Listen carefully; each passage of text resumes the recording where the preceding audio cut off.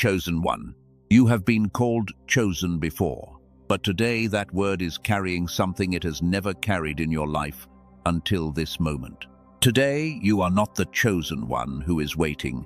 You are not the chosen one who is hoping or believing for a future that has not arrived yet, or holding your faith together through another season that does not look like the promises you were given. Today, right now, in this specific and unrepeatable window of time, you are the chosen one who is receiving, because God is finished building. I want you to picture what that means, not metaphorically, with full interior detail. Every year that felt like delay, God was gathering materials. Every prayer that seemed to disappear into silence, God was measuring.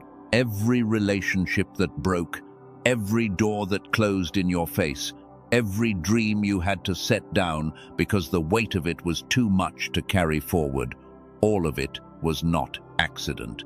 It was construction. The sacred, patient, precision-built architecture of the greatest miracle your life will ever contain. And tonight, the craftsman steps back, looks at what has been made from everything you survived, and says, "It is ready for you." Feel that? Feel what just moved in your chest, reading those words? That is your spirit recognizing truth before your mind has had time to argue with it.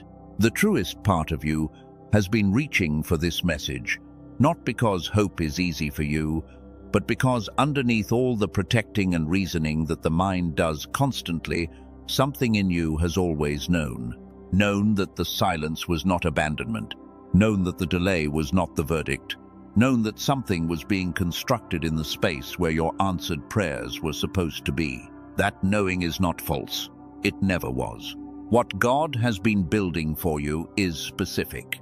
It is not a general blessing for a general season.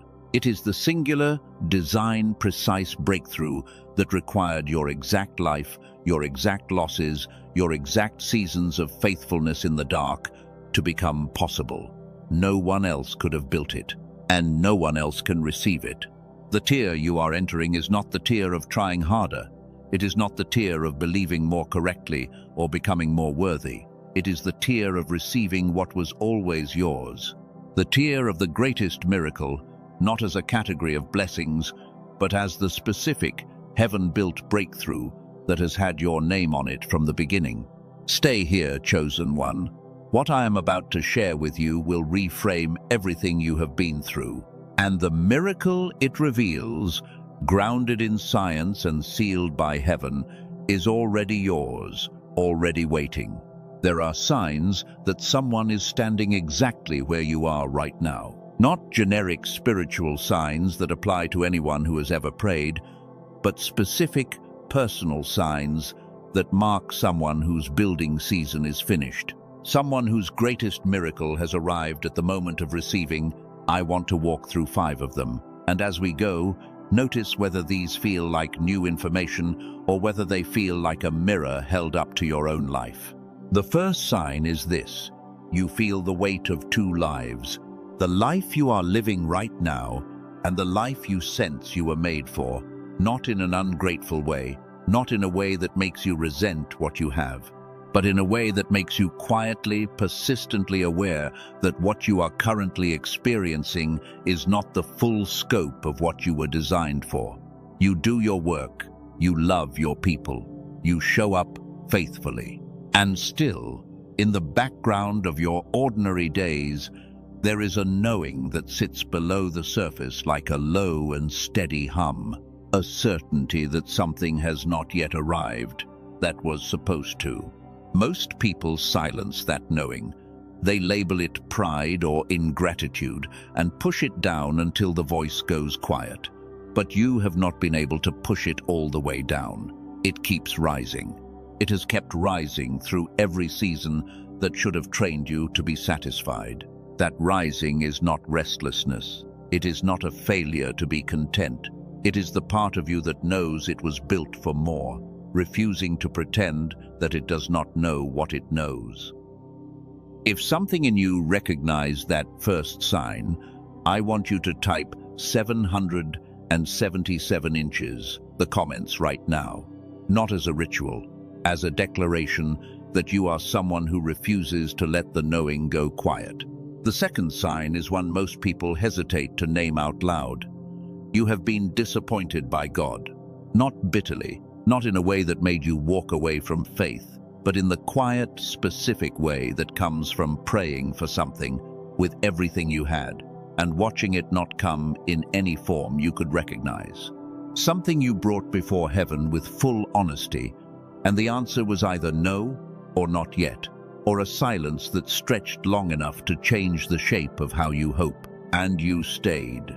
That is the sign, not the disappointment itself, the staying. The fact that you brought your confusion and your grief back to the same God who had not answered, and chose again, imperfectly, to trust. That is not ordinary faith. That is the faith of someone in a building season long enough that the act of continuing to believe has itself become a form of worship. God does not lose track of that kind of returning. Heaven marks every time you came back when you had every reason not to. Every time you reopened your hands after they had closed tightly around something that was taken from you. Every time you whispered, "I still trust you," and you barely knew how you meant it, but you meant it. That faithfulness is not uncounted. It is the very substance from which the miracle waiting for you was assembled, piece by piece, in the unseen rooms of the divine. The third sign is that your capacity to hold other people is larger than it used to be. You feel things that are not technically yours to feel. You walk into a room and you know before anyone speaks that something is off. You can sit with someone in their worst moment without rushing them toward resolution, because somewhere inside your own experience, you have already been to that place. You carry people in your prayers in a way that costs you something real. Sometimes you wonder whether this sensitivity is a calling or a wound that never healed. Let me tell you what it actually is. It is the mark of someone built to carry something beyond their own life. Not every person who suffers comes out with increased capacity for others. The fact that your pain opened you wider rather than closing you off is not accidental. It is architecture. What was built in you through the things that cost you is a gift that will pour through you into lives that are still inside what you have already walked through. The fourth sign is that you have been in a season of specific and unmistakable arrangement, not ordinary growth, but a series of experiences that, when you look at them honestly, carry the texture of something ordered rather than random.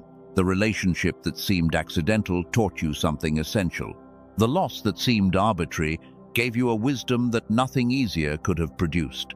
The door that closed put you in the room where you eventually found the piece of understanding that redirected everything. Seen from inside each season, it looked like chaos. Seen from where you are standing now, there is a thread running through all of it.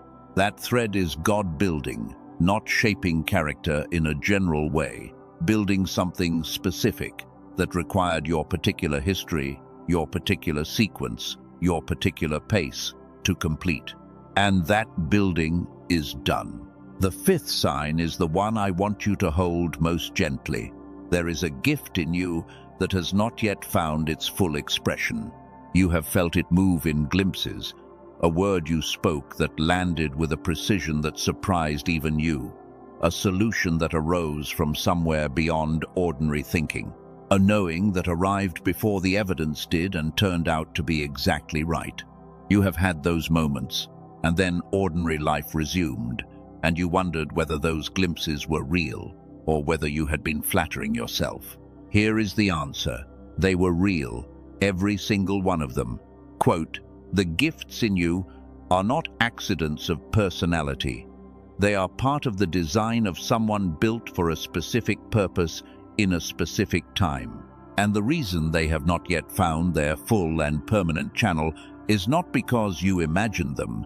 It is because the infrastructure they require was still being assembled, because the assembly is now complete." Before I take you further, I need to name something important, because what God has built for you is real. There has always been something that offers a close imitation of it, precise enough to be confusing, near enough to the real thing that it can delay someone for years. The first counterfeit is the performance of being chosen. It arrives in seasons of external momentum, when visibility and recognition are present and the path appears luminous from every angle. The person living inside this version mistakes the audience for confirmation and the visibility for purpose. And when the visibility shifts, as it always does, they do not have the interior depth to stay grounded in who they actually are. You have watched people living inside that version, and something in you recognized it was not the real thing. That recognition was not cynicism, that was discernment. That was the genuine calling in you, refusing to be satisfied by an imitation, knowing at a depth below words that the real thing is quieter and more specific and more costly and more lasting than what it was being offered. The second counterfeit is subtler and in some ways more dangerous, because it wears the clothing of humility. It is the faith that never quite believes the promises apply to it. It feels the calling and spends years preparing for it, surrounding it with conditions, telling itself it will step through the door when the circumstances are clearer, when the proof arrives in a form that cannot be argued with. And the door stands open, and it keeps waiting. That is not patience. That is fear dressed as reverence. You did not come here today to stand outside the door and wait for a readiness that will never arrive in the form you are waiting for. You were brought here to walk through. There is something I want you to understand about the space you are in right now. When God builds a miracle for someone, the miracle itself is only part of the work. The other part, the part that is rarely discussed, is the preparation of the person who will receive it. Not moral preparation, not performance preparation. Interior preparation, the building of a space inside the chosen one that is large enough and clear enough and honest enough to actually hold what heaven is about to place in it. I call that space the sacred environment, and the first thing I want to tell you about it is this. You already have one. It was built through the same seasons that seemed to cost you the most, through the stillness you were forced into when the noise of activity fell away, through the grief that taught you what mattered and what did not, through the prayers you prayed in empty spaces where distraction could not reach. Those seasons did not just wound you, they cleared a space. They removed the things that could not withstand the weight of what God was preparing. And what remains after that clearing is a place inside you that is wide and honest and deep enough to receive something that will not fit inside a crowded life. The miracle God has been building is not small enough to slip into a schedule that has no room for it. It is not quiet enough to be noticed by someone whose interior life is so full of noise that the still small voice cannot land. The sacred environment you have been shaped into through your most difficult seasons is not damage. It is the specific interior architecture the miracle requires. There is something else I want to name precisely, because it is one of the most disorienting experiences a chosen one walks through, and it is almost universally misread as failure. I call it the elevation pattern, the rhythm by which God moves people from one level of their calling to the next. And the defining characteristic of this pattern is that the transition between levels almost always feels like decline. Before a genuine elevation, there is a season of withdrawal. The strategies that worked before stop working. The relationships and rhythms that carried you through the last season begin to fall away in ways you did not choose. From inside that withdrawal, it looks exactly like you are moving backwards. You are not.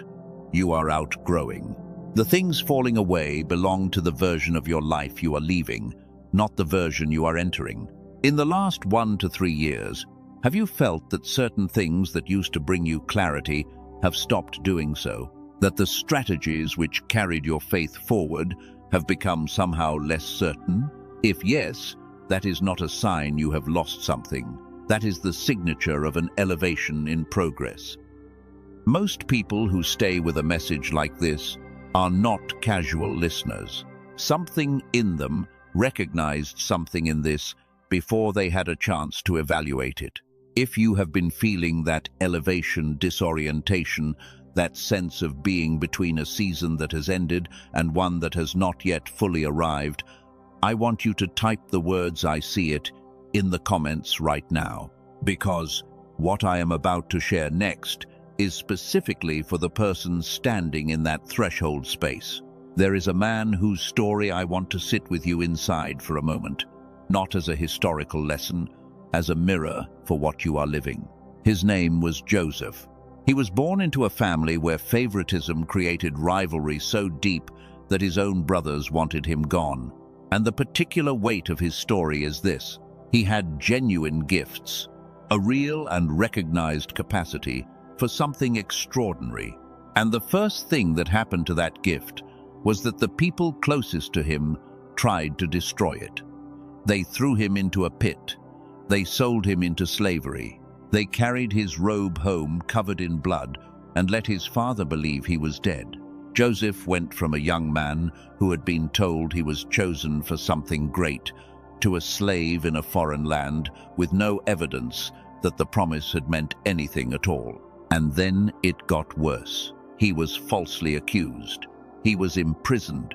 He was forgotten by the very person he had helped inside that prison, who promised to advocate for him, and then went home and forgot his name. If you measured the story of Joseph by what his circumstances were communicating about his future, the verdict was clear. The promise was cancelled. The calling was wrong. The God who gave it was either not paying attention or not capable of delivering on what had been spoken. But the promise was not cancelled. The calling was not wrong.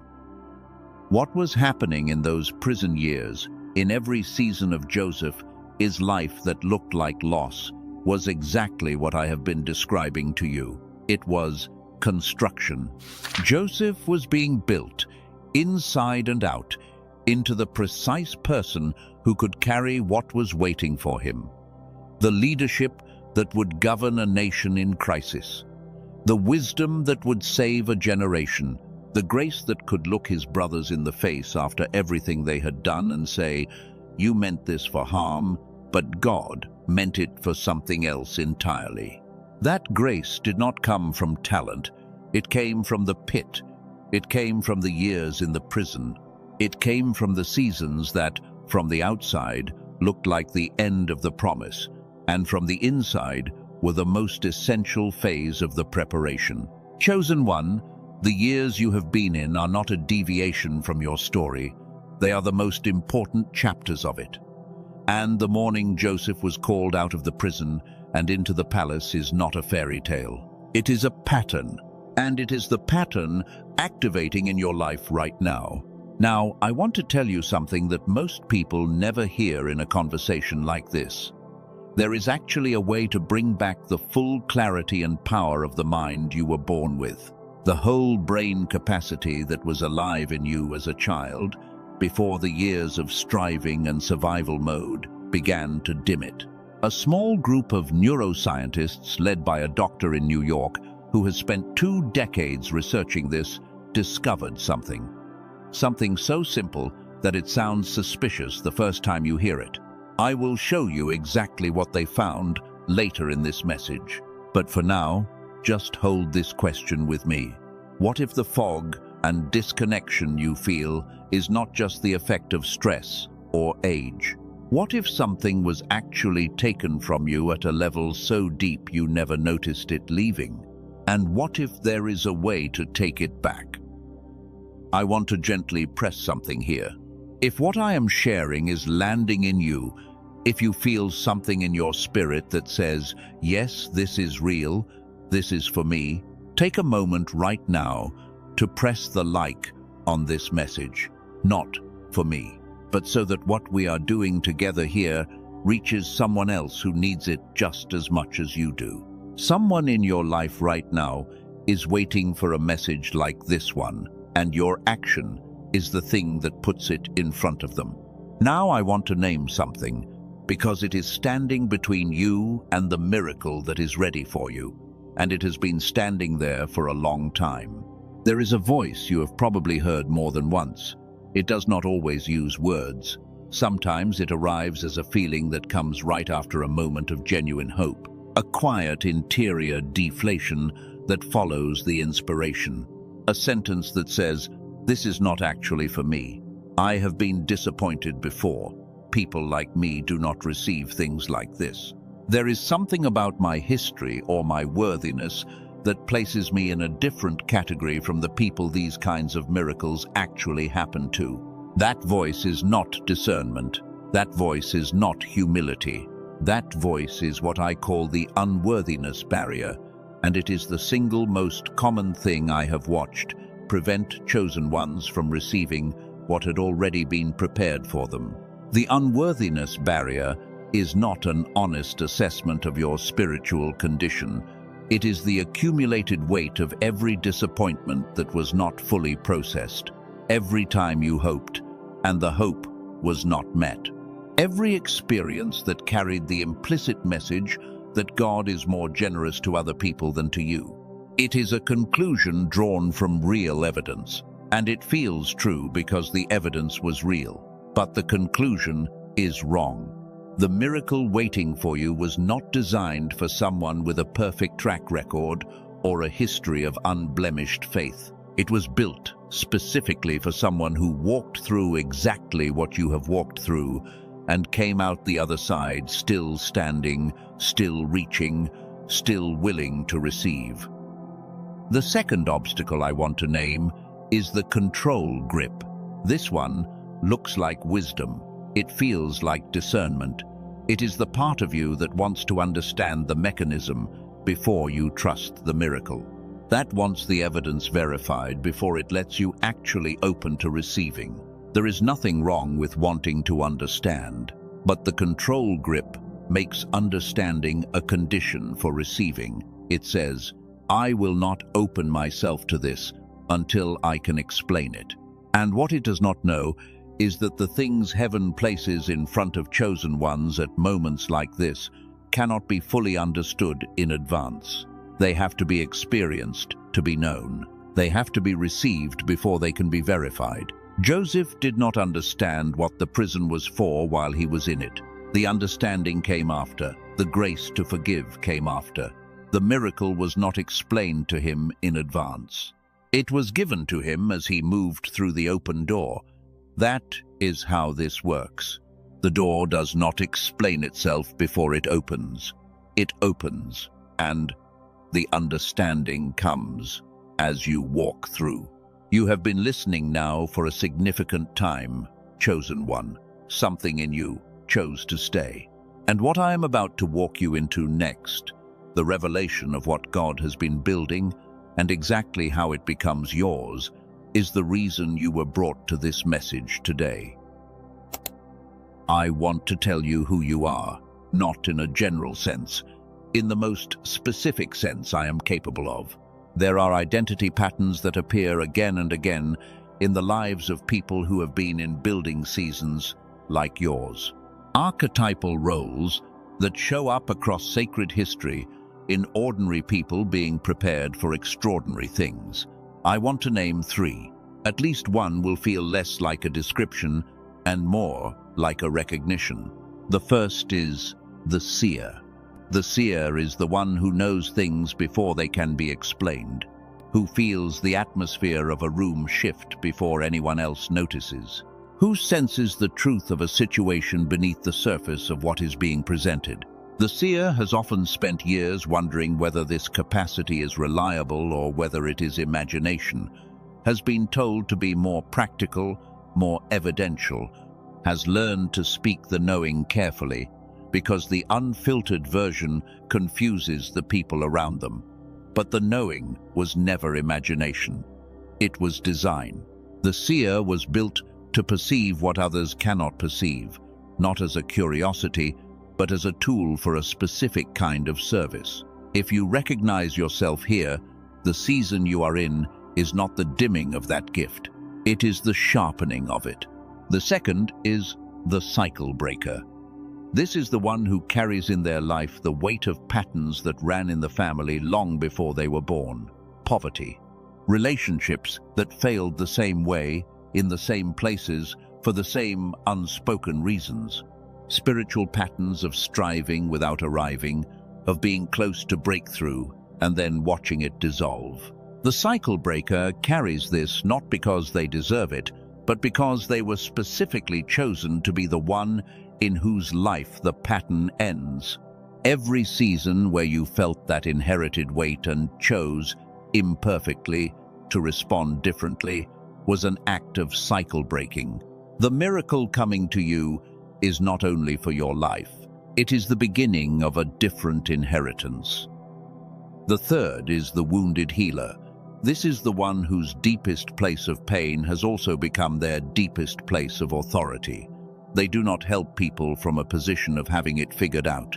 They help from a position of having been inside what the other person is facing, of having walked through the version of it that was specifically theirs, and having emerged with something only that experience could produce. The wounded healer is often the last person to recognize that their suffering was the credential for their calling, because from the inside, it just felt like suffering. If any of these feel true about you, then what I need you to hear is this. The gifts these identities carry, the perception, the authority, the compassion, are not diminished by the building seasons they require. They are produced by them. You have been with this message for a significant time. Most people do not stay this long, and the ones who do are not here by accident. If what I have been sharing is landing in a place that matters, type the words I receive in the comments as a declaration, as an opening of your hands, as a sign to yourself and to heaven that you are done standing at the edge of what is yours. Now, I want to give you 2 practical tools, because the spiritual reality I have been describing needs a corresponding action in your daily life, and your greatest miracle will be received not only in a single moment of prayer, but in a series of small choices that create the channel for it to flow through. The first tool is what I call the discernment gate. When a thought, an impulse, or a fear arises, and you do not know whether it is the voice of God or the voice of opposition, do not evaluate it by how it feels in the first moment. Evaluate it by what it asks you to do with your hands. Does it ask you to open or to close? To step forward into something vulnerable and real, or to step back into something that feels like safety but is actually smaller than what you were made for? The voice of God, in my experience, consistently asks you to open. The voice that opposes your calling consistently asks you to close. That distinction, practiced daily, becomes a precision instrument. The second tool is the forgiveness gate. This one is not comfortable, and I want to be honest about that. Because the miracle waiting for you carries weight, and some of what is weighing it down is unforgiveness that has been held long enough to feel like it belongs to your identity. Toward the people who contributed to the delay, toward the circumstances that should have been different, toward God for seasons that did not go as you believed they were supposed to. Forgiveness in these cases is not agreeing that what happened was right. It is setting down the weight so your hands are free to receive what is coming, and what is coming requires both hands. I want to guide you through something right now. Close your eyes for a moment. If you are somewhere, you can do that safely. Picture a door, not a symbolic door, but a specific one, solid and warm and real. Picture it the way a craftsman would build something that was meant to last. This is the door to the greatest miracle of your life. It has been under construction for as long as your building season has been running. Every year of faithfulness contributed a piece of it. Every season of returning when you had reason not to shape something of its frame. The door is finished now, and it is open. Now breathe in, slowly. And as you breathe in, let the knowing rise that the waiting was not waiting at all. It was positioning. Every delay was a delivery system. Every closed door before this one was protecting you from arriving too early. Breathe out. And as you breathe out, let go of the version of yourself who was still in the building season.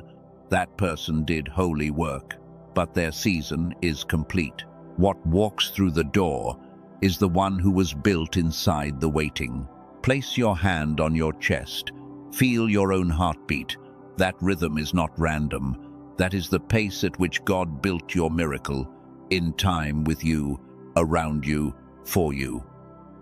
Here is what you now know that you did not know when you started listening. The season of delay you have been in is not the signature of divine neglect. It is the signature of a God who builds precisely and wastes nothing. The disconnection you have felt in your mind, in your clarity, in your sense of what you were made for, is not a spiritual failure. It is a specific, reversible, addressable reality. And the identity that holds all of this is not complicated. You are the one who was prepared in the dark for a purpose that the light has been holding in trust. Do you remember earlier in this message when I mentioned that a small group of neuroscientists found a way to bring back the whole brain capacity that was alive in you as a child? I said to hold the question of whether something had been taken from you at a level so deep you never noticed it leaving. The answer to that question is yes, and I want to show you the evidence now. In 1981, Dr. Roger Sperry won the Nobel Prize for proving something that most people have never heard in a church or a classroom.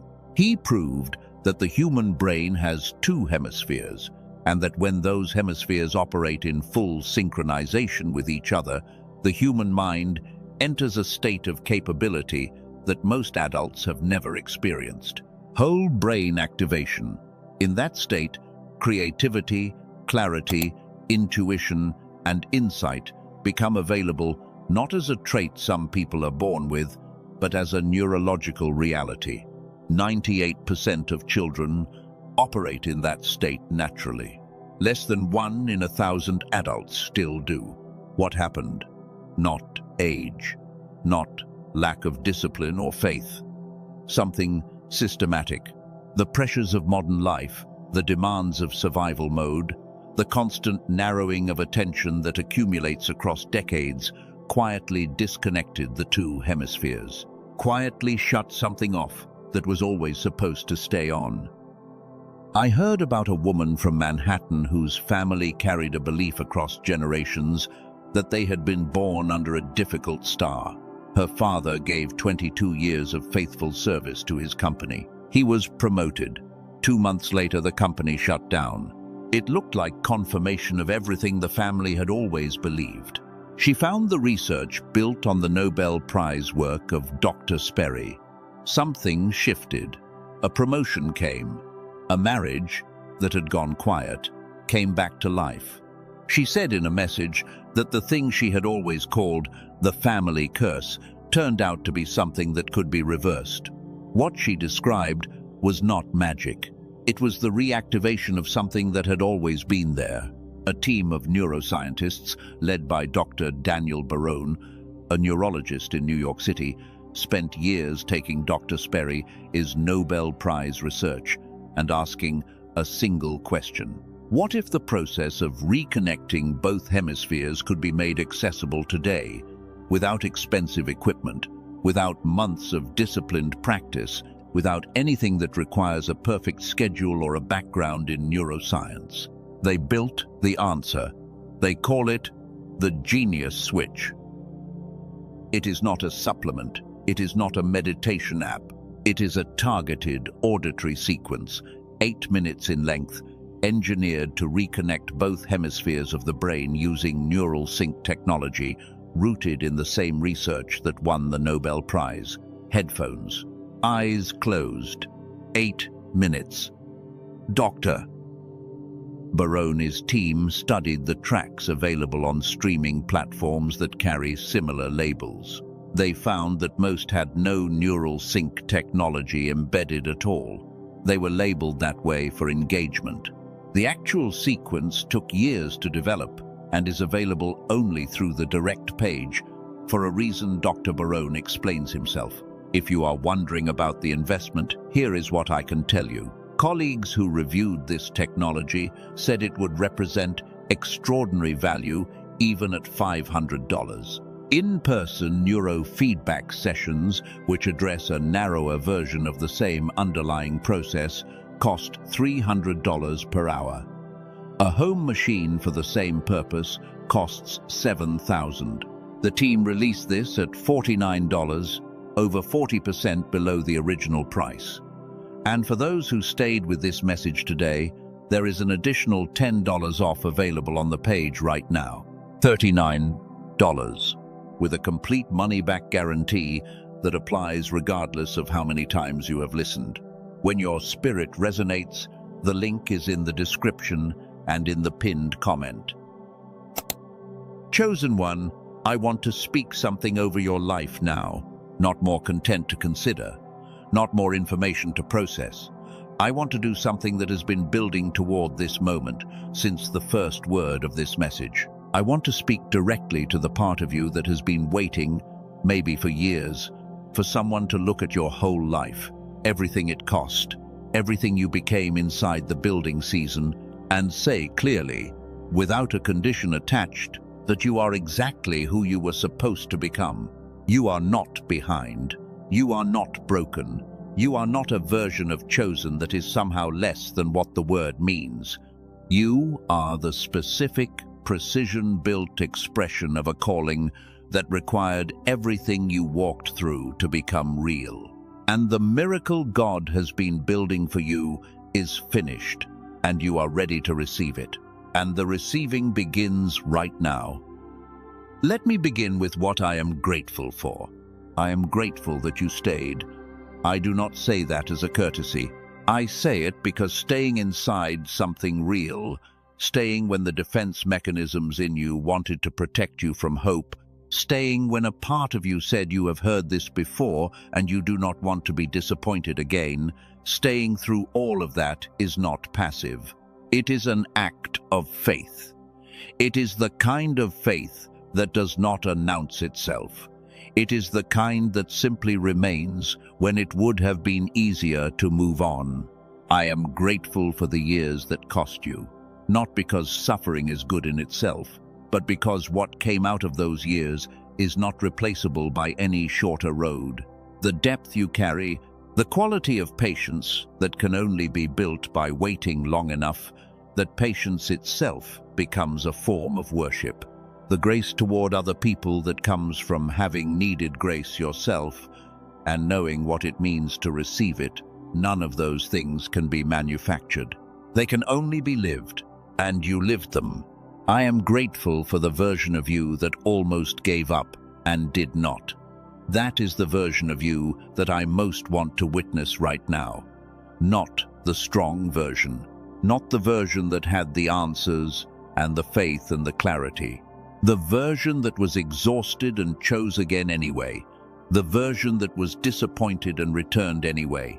The version that looked at the evidence against the promise and said, I still believe, and barely knew how they meant it, and meant it anyway. That version of you is the reason the miracle was built. That faithfulness is what the building was made of. I am grateful that God does not waste, that every single year that felt like loss has been redeemed as material, that the door you are standing in front of right now, the greatest door your life will ever see, was built out of the pieces of everything you thought was simply broken. And now I want to invite you to release something, not to strain at it, not to force it out of you, but to simply open your hands on the inside and set down what you were never meant to carry all the way through. The building season is over. The things that protected you in it, some of them, are too heavy for where you are going. Release the fear that the miracle will be taken back. Release the way you learned to hold your hope carefully so it would not hurt as much if it did not arrive. Release the self-protection that became so familiar it started to feel like wisdom. Release the grief for the years that looked like waste and have already been redeemed as the foundation of everything that is now ready for you. Release the version of yourself that is still in the waiting room, still convincing yourself to be patient, still preparing for the arrival of something that has already arrived. Release the smallness that kept you safe in the building season but is too narrow for what is on the other side of this door. Release the story that God is more generous to other people than to you. Release the identity of the one who is hoping for something but not yet receiving it. Release the weight of everything you carried that was never yours to carry alone. Release and breathe. And let what remains after the releasing be what it is. What remains after you release all of that is not emptiness. What remains is the truest version of you, the one that was being assembled inside the building season, the one that heaven has been waiting to work through, the one whose hands are now free to receive what has been prepared. If you feel the releasing happening in you right now, if there is something moving in your chest, something loosening, something that has been held tightly for a long time beginning to shift, I want you to type the words "I release" in the comments, not as a transaction, as a declaration, as the action that completes what your spirit just began. Now, I want to declare something over you, and I want you to receive this, not evaluate it, not hold it at arm's length, not process it from behind glass. Receive it. Let it land in the places it was sent for. You are the one God saw before you were born and said, "This is the one I am building something extraordinary for." You are the one whose suffering was not punishment, whose years of faithful endurance were not evidence of being overlooked, whose silence from heaven was not absence, whose delay was not the verdict. Every single thing about your story that looked like evidence against the promise was actually evidence of the precision with which the promise was being prepared. You are the seer whose perception is not imagination. You are the cycle breaker whose faithfulness has already ended what ran through the family before you. You are the wounded healer whose most costly seasons have already produced the medicine that other people desperately need. You are not aspiring to those identities. You are the fullest expression of them, shaped and formed and ready. You are the one who stood inside the building season without becoming what the building season could have made you. You could have become bitter, you did not. You could have become small, you did not. You could have closed the part of you that kept hoping, you did not. And the fact that you did not, the fact that you held open what everything around you was trying to close, is the most remarkable thing about your story. I am looking at you, chosen one, and what I see is not someone who barely made it. I see someone who was precisely shaped for a moment that is happening right now. I see someone whose greatest miracle is not 10 years from now, or 5 years from now, or 1 year from now. I see someone standing at the threshold of it right now, today, in this moment that was prepared for them from the beginning. You are not almost chosen. You are not chosen pending further development. You are the chosen one who has arrived, fully prepared, fully present, fully ready to receive. We are the ones who were built in the dark and are stepping into the light. We are the ones whose greatest days are not behind us. We are the ones whose miracles are finished and waiting and open. And so it is. It is sealed. It is finished. Amen. If you can feel in your body what just happened in this moment, if something settled in you during that declaration, if something in your spirit said, "Yes, this is who I am," I want you to type the words "I am ready" in the comments as the final declaration, as the signal to heaven and to yourself that you have crossed the threshold, that you have moved from the one who is hoping to the one who is receiving, that you are done with the courtyard and have stepped fully inside what was built for you. This is the moment the message was always moving toward. If this message touched something real in you today, if it reached places that most things do not reach, I want to ask you gently to press the like before you go, not as a favor to me, because what changed in you today is the kind of change that is meant to move. And the simple action of your like is what puts this message in front of the next person whose building season is ending and whose receiving is beginning. You may not know who that person is, but heaven does. And your action is how this reaches them. There are thousands of people who found this message today, not all at once, not all in the same place in their lives, but chosen ones in different seasons with different histories who are arriving at the same conclusion at the same time, that the waiting was not the story, that the building was the story, and that what was built is extraordinary. That community is real, and you are part of it. Join the thousands who are choosing together today to receive rather than to continue to wait. Subscribe so that what comes next reaches you. Not because this channel needs a number, but because you are the kind of person who was built for a community of people doing exactly what you are doing. Think of someone right now who is inside what you were inside when this building season began. I think you know who I mean. Someone who is in the waiting, in the confusion, in the dark place where the construction is happening, but the evidence of it has not yet become visible. Someone who is barely holding on. Someone who is doing the faithful, invisible work of not giving up and wondering whether anyone sees it. You know this person. Their name, or their face, or the particular texture of their situation is probably already in your mind. And the most important thing you can do for them, more than advice, more than encouragement, more than anything else you can offer from your own reserves, is to put this message in their hands. Send it to them, not as a suggestion, as an act of love, as the specific thing that the God who built your miracle is using to build theirs. And remember, chosen one, before you go, the mind you were born with, the whole brain clarity and creative power and intuitive intelligence that was fully alive in you as a child, is not gone. It was never gone. It was disconnected. And the reconnection that Dr. Daniel Barone's team built from the Nobel Prize research of Dr. Roger Sperry is available to you right now in 8 minutes a day.